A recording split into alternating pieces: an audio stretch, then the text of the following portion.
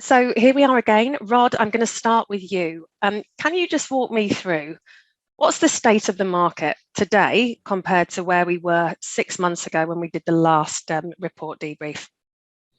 Well, for 2 6-month periods in a row, there's been a tremendous percentage of the companies have shown an increase in revenue, and you know, that's almost across the board. There's a very, very high percentage of companies are growing at the moment, and it's not always like that in Australia. Australia's been fairly steady state. You know, SIA's numbers, without pinching anything off Adam, always show that we're in positive territory, but pretty flat. But I think we're living through an extraordinary time for the Australian recruitment industry, and it is just compound growth. It is enormous at the moment. And are you seeing any trends across particular sectors? Are some sectors doing better than others? What are you seeing there? I think those sectors that were having a lot of trouble during COVID are starting to come back, and you could say that every sector is positive at the moment. I mean, there's always geographies and different companies that are having troubles, but IT has been enormous through this period, and I think finally the Australian businesses have caught up and said, you know, that we need to digitise, we need to have e-commerce and all those things, and COVID came along and gave that a hurry up. And I don't think we're doing anything extraordinary compared to the rest of the world. Maybe we're just catching up to what the rest of the world's doing there.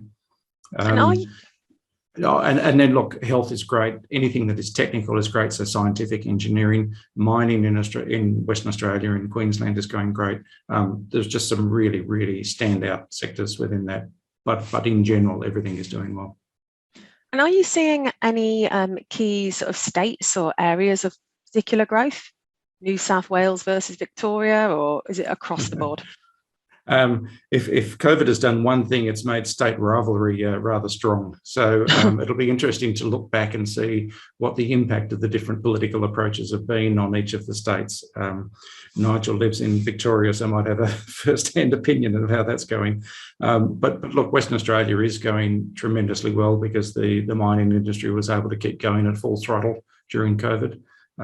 I think it's going to take a little bit of time for the impact of all of the shutdowns to wash through. But in general, the Australian economy is going very well.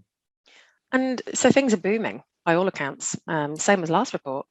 Yeah, and more than that, we've got an election coming up. So that's like Christmas for certain industries, you know, like defence, infrastructure, health are all going to get a kick out of this election process. So it's going to continue on. So does this growth that we're seeing align with M&A activities across the region? Yeah, there's never a direct link. M&A is back to being strong. The private to private companies, there's lots and lots of conversations going on that weren't going on previously. More importantly for us, for HHMC, putting my selfish hat on, is that we're starting to see and have great conversations with international companies who are now paying attention to Australia. When the borders were closed, that was just too hard and they just wouldn't talk to us. So, but that's coming back quite strongly now. So we're very, very pleased about that. And when you say international, is it from one country in particular? You know, Japan, UK, where's that international interest coming from? Certainly, well, there's a lot of international companies that already exist in Australia, and so a lot of those are continuing to expand. I don't consider that to be what I'm talking about here. New companies that maybe don't have any presence or have a tiny presence here and are looking to do an acquisition to either establish themselves more or establish themselves for the first point. The UK and Australia have great relationship, free trade agreement and all those things has helped that along. But also Northern Asia, especially Japan, is still interested. Okay, interesting. So the outlook's rosy, right? Most recruitment companies are having the best time of their life. Let's enjoy it while it lasts. Not to be a Debbie Downer. Adam Pode, aka Mr. Google. So how does this growth of Australia's staffing market compare with the rest of the world? So, Eloise, we look at growth in two ways because of COVID. We take the number for this year compared to 2019, and it's not that great. It's the upper end of Europe and just behind the US. So the UK had 4% growth. If you compare it to 2 years ago, US had 7% growth. whereas Australia had 6% growth. So that's the bad news. The good news is this year, actual growth in the year, we think is going to be 12%, which is only just behind India at 15 and only just behind China. That's only just behind China at 17. So that's great. And it's above Japan, above the UK and above the US. So a really good news story. That's fantastic. And there's generally low percentages of change within ANZ. Do you think that's going to change post 2022? Or is the kind of... I think, again, it's a good news story. Our feeling with our forecasts, and we're about to redo them in May, so watch for that.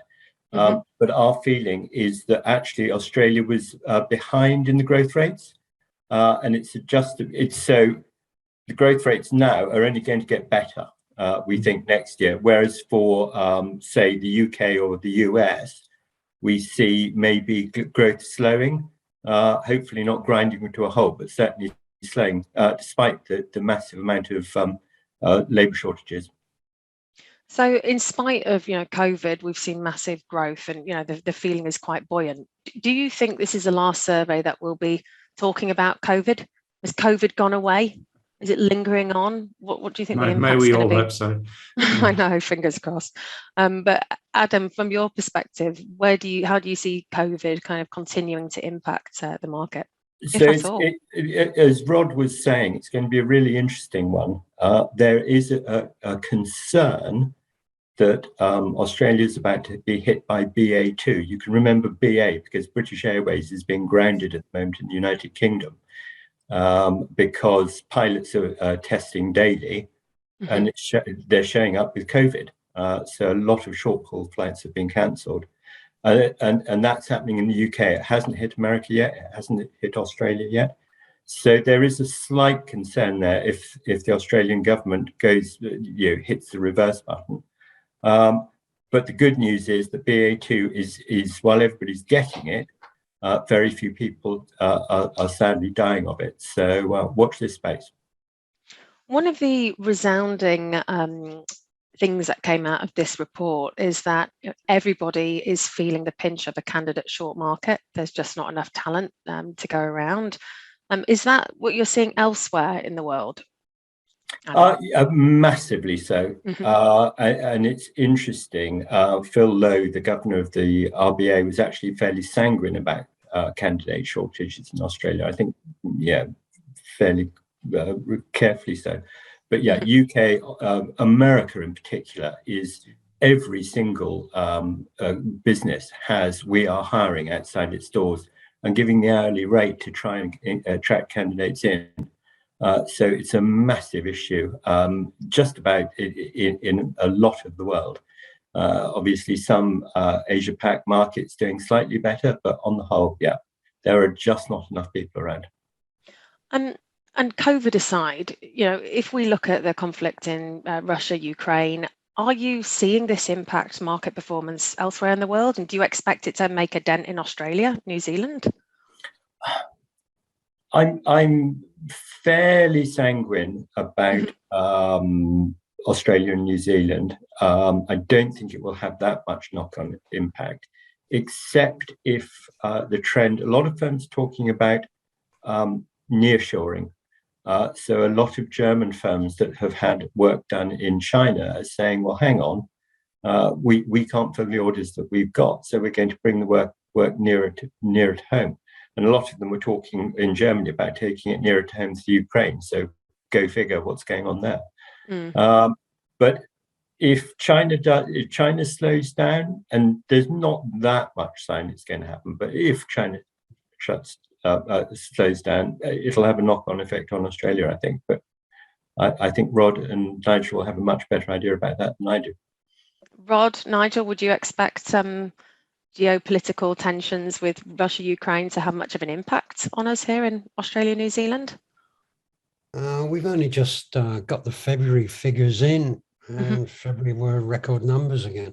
But the conflict, I think, had only just really kicked in at the end of February. It doesn't seem to be an issue here. it will become an issue if the companies with European headquarters decide it's an issue, because we tend to get the broad brush stroke that whatever happens in Europe equally applies to subsidiaries in Australia. I think the fact that we seem to be getting a rough stick from China over the last 12 to 15 months in a variety of different ways. Hopefully the new trade agreements with the UK and India will act as a huge buffer and take away what has been over-dependence on the China market. I'm not sure if Rod would agree with that. Yeah, I think both for small individual companies and country as a whole, we need to diversify. And I'm certainly one who's exceptionally pleased about both the UK arrangement, but also just this week, the free trade agreement with India. I'm very, very happy about that. Excellent. Nigel, if we can come to you and talk about benchmarking. So, but first of all, was there anything in this report that surprised you? Or was it as you expected? Growth. I think the whole COVID situation over the last 2 years, who on earth could have predicted that Perms, a month after we've shut down, we closed down in March of 20, and we saw the market drop by 70% instantly.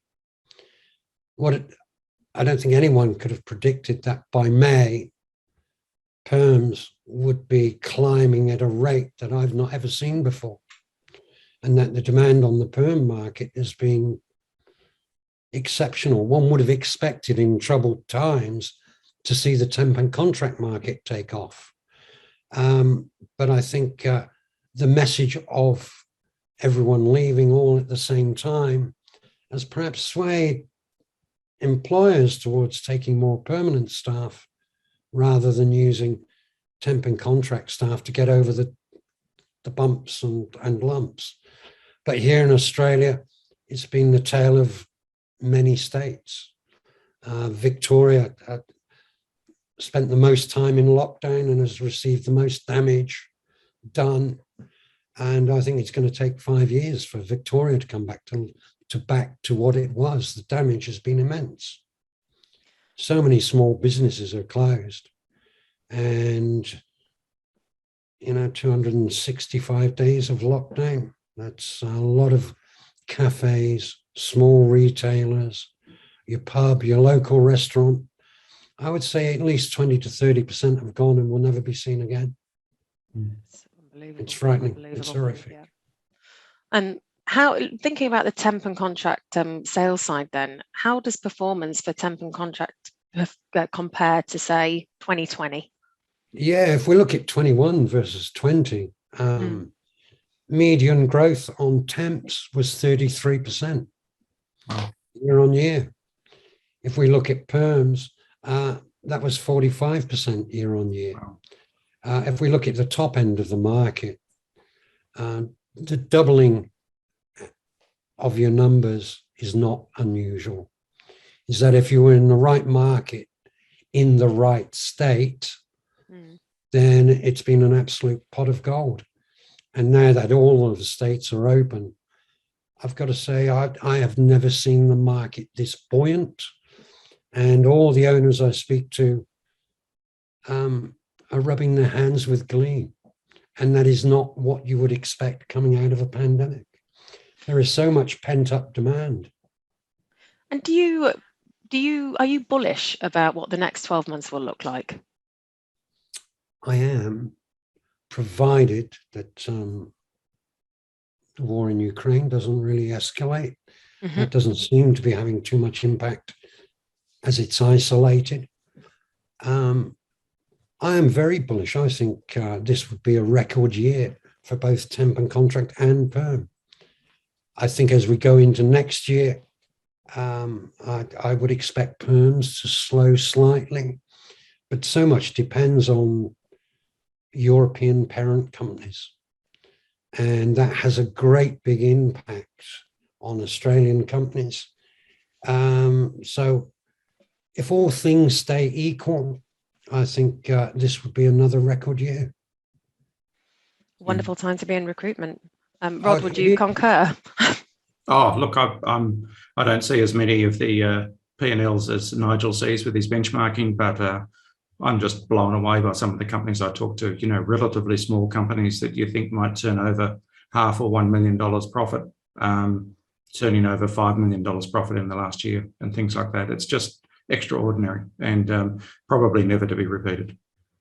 I agree, never to be repeated, because the government funding has really saved the day in many ways, but government funding has given many owners a false sense of security. Yes. They're cashed up. They've got a lot of cash, and I don't think they're spending it very wisely. Well, a lot of that cash leads me nicely on, Nigel. A lot of the cash is being invested in tech. And I'm sort of tend to agree with you, Nigel, that some of it's not being spent particularly wisely. A section of the report that Vincere, my business, contributed towards was focusing on tech and specifically looking at investment in tech and implementation of tech, adoption, and looking at ROI of that tech. And some of the stats that came out of the survey, naive old me, shocked me. So there were three main aspects that recruitment firms are kind of really investing in right now. One is hiring and training recruiters. As we know, market's booming. Everyone wants bums on seats. And 3 out of 4 firms that answered the survey are currently hiring. Shockingly, though, about 37% of those are admitted to being prepared to pay above market rate. Yeah. So they're throwing out silly salaries, which, I think we all know will have consequences down the line. They will. Yeah. It's not whatever goes up must come down. It's once that ceiling has been hit with salaries and crazy commission schemes. Yes. That they're just appealing at this point in time, but not necessarily sustainable. That's the key word, isn't it? It's sustainable. Yeah. And it's not good for the business. It's not really good for the individual either, in my opinion. So we're seeing silly salaries. We're seeing a trend of Australian and New Zealand firms looking to outsource supplemental internal staff due to talent shortages, which is interesting, Adam, because that's contrary to kind of what you were saying about kind of bringing reverse offshoring, onshoring again. So maybe that's a trend that's counter to what's happening in the rest of the world. But the third point so go ahead, Nigel. Sorry, if I can jump in on that. I think we'll see a lot more offshoring. The amount of people I've spoken to who realize that they can get 3 times the value from India or the Philippines for their dollar. Double-edged sword, if you ask me, from someone who lives and operates a business in Vietnam. It's too appealing. Sometimes it's false economy. You think you're getting more, but you pay for it in other areas as well. I think Australia is a very slow adopter, and the UK and the US especially have been, at this for a long time. And Australia is a very, very slow adopter. So from my perspective, because I have an interest in this area, people are finally open to the conversation and seem to be doing it reasonably sensibly and hopefully learning off what the UK and the US have learned. Yeah. And if I can jump in, Eloise, I would say that Nigel's both right and wrong. I'm not sure about full-blown outsourcing. I'm not seeing I'm seeing the possibility that that's going to slow slightly. But remote working now, that is going to boom and boom and boom, I think. Yes. Where you're looking for talent around the world at the end of a computer. I'd agree. It's almost a prerequisite for any job. All of these recruitment firms who are hiring, forget it if you're not offering remote working. People want to work from Bali or wherever it is they want to work. Whether that's sustainable or not, it's a different podcast, a different conversation. I have my own views, but anyway, let's move on. Yet another one to look back on and see how it actually works out. Exactly. The part of the Vincere segment of the survey, though, that most shocked me was around implementing tech. So when COVID kicked off, we saw a real rush towards firms wanting to digitize, get in the cloud, modernize, and it completely benefited a business like mine. And that trend's continued, and the survey bears that out. So companies, particularly larger, well-established companies, and they're most likely to report a recent change in core tech. Actually, 29% of those that responded have recently changed their tech. Another 29% are engaging in regular reviews of productivity tools, which is music to my ears. That's a best practice in a business. And 14% are currently in the process of changing their core tech. So recruitment tech continues to be busy. Rec firms are spending big on tech. Wonderful. What's not wonderful, though, is that 67% of businesses said that they don't calculate tech ROI at all. So they're spending, but they're not measuring. They're not tracking what that investment is doing for their business. So that, in my opinion, it's, if you're not measuring it, you're stumbling in the dark and you're just throwing good money after bad. That's a big red flag for me. It's a surefire path to building out a tech stack that becomes a Frankenstack, a non-integrated, expensive mess of tools that are not properly integrated, that become a ticking time bomb of privacy, compliance, cost you money, cost you management time, and just don't serve you as a business owner. So that stat, and if you're listening to this podcast and you're investing in tech, think about this. How are you going to make sure that that tech is adopted and that you're measuring the ROI on it? Because if it's not working for you, then it's time to reassess and look elsewhere. Do you see that a lot, Nigel, Rod? You deal with a lot of recruitment owners who are spending on tech. Do you have the conversation with them 6 months down the line to sort of see how that's working, or if they've got their investment back? It does bring up an issue, and the issue is, I look at it as a discipline issue, and then if you can measure it, you can manage it. Mm-hmm. With remote working, I think owners have eased the reins on compliance and use of, and are allowing people to do whatever they do. Therefore, how on earth can you measure any sort of return if you can't rely on any of the usage or any facts around what's being used? Because I've got to say, here in Australia, discipline on the use of CRMs and anything like that is poor. It's shoddy. I would agree. I speak to recruiters all over the world, and I find ANZ sometimes quite frustrating because they're good businesses and making profit. But when it comes to the tech, it can be almost a bit immature in some ways. They don't see it as investment, it's cost, or they don't really have someone who's dedicated to making sure that it's implemented right and it's really driven as a change through the business. Compared to, say, the UK, where it's taken a little bit more seriously, we find. I think we're in a state where everything has been a band-aid approach for a lot of people, i.e. they've adopted what they needed to make remote working work slightly better for them. But I don't think many companies are really, truly in love with remote working. So, if you think about a recruitment company, sorry, Rob. Yeah. Oh, there's a lot of leaders aren't, because it's a new management style and leadership style, and they haven't really got their head around that, I think. So it's tough for some people who've had an incredibly tight environment up until now. I mean, the technology thing is really interesting because if we're doing an assessment of an organisation and trying to do a valuation of an organisation, and it's a market valuation, saying if an external party came to look at you, how would they assess you? How would they value you? Technology is going up the list in terms of importance, because you can't run recruitment without great technology.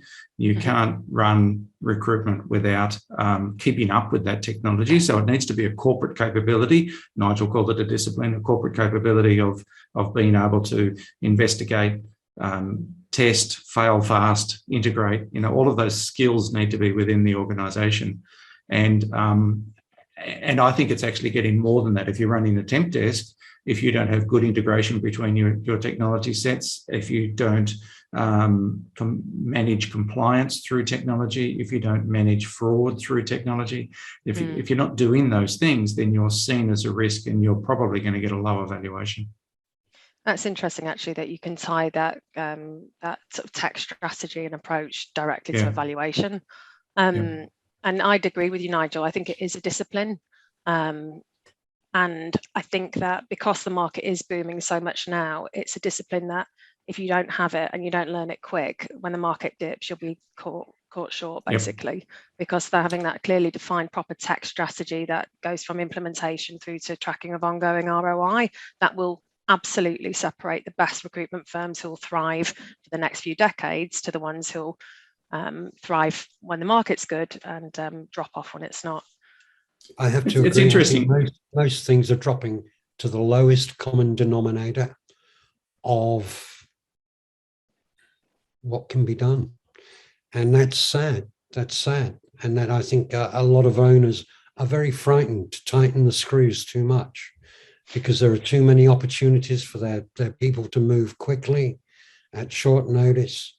And I think a lot of businesses are frightened to do what they really want to do. Yeah. I'm not sure if Rod would agree with that. There's fear. Yeah. If I do this and I'm too tough on this, I'm going to lose people. Yeah.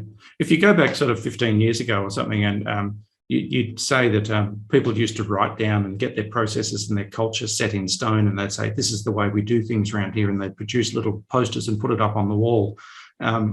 Those days are completely gone. I mean, so I don't like to overuse words, but you need to be much more agile, and the half-life of things like technology is much shorter now. So if you've got this productivity tool and it's working for you, it may not work in 3 months. So you've got to be looking for the next thing, and you've got to be working out how to integrate that and deploy it and get people motivated towards it and so on.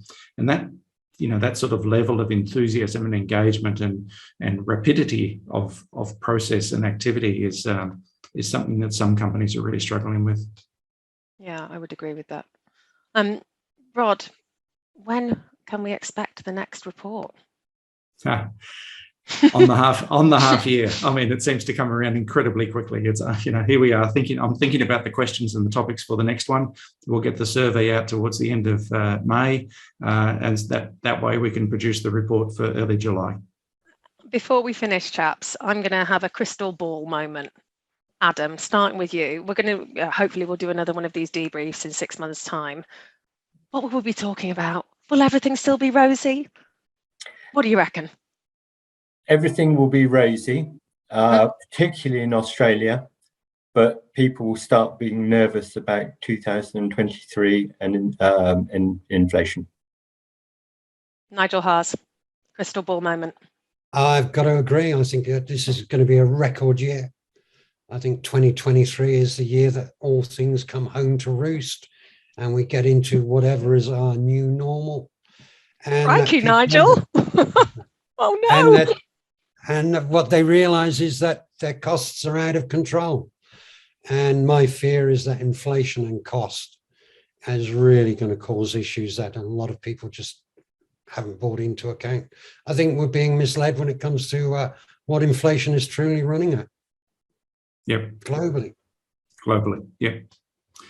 Look, if I could go on the same theme, I think Australia especially has had 30 years of uninterrupted stability. It's just been fantastic. And what that means is that everybody who's running a business today has never actually managed in a period when it's been crazy.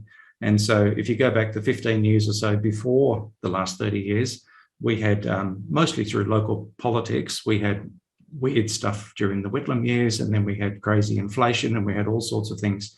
And the people who were running the businesses in those times don't work in those businesses anymore.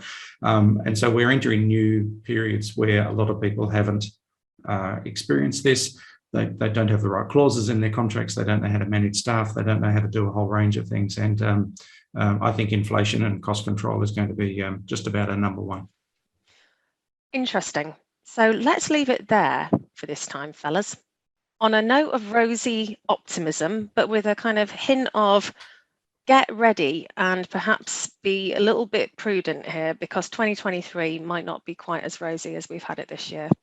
That was so interesting. Thanks ever so much, guys, for joining. I love these sessions because I get so much expertise in the one room. It's just so interesting for me, and I know it is for our listeners. And Rod, thank you for putting together this survey. Australia and New Zealand are bloody lucky to have you, and that's why we call you the Rodfather. All right, thank you, Alice. Until the next time, thanks ever so much. Bye, Thank you. guys.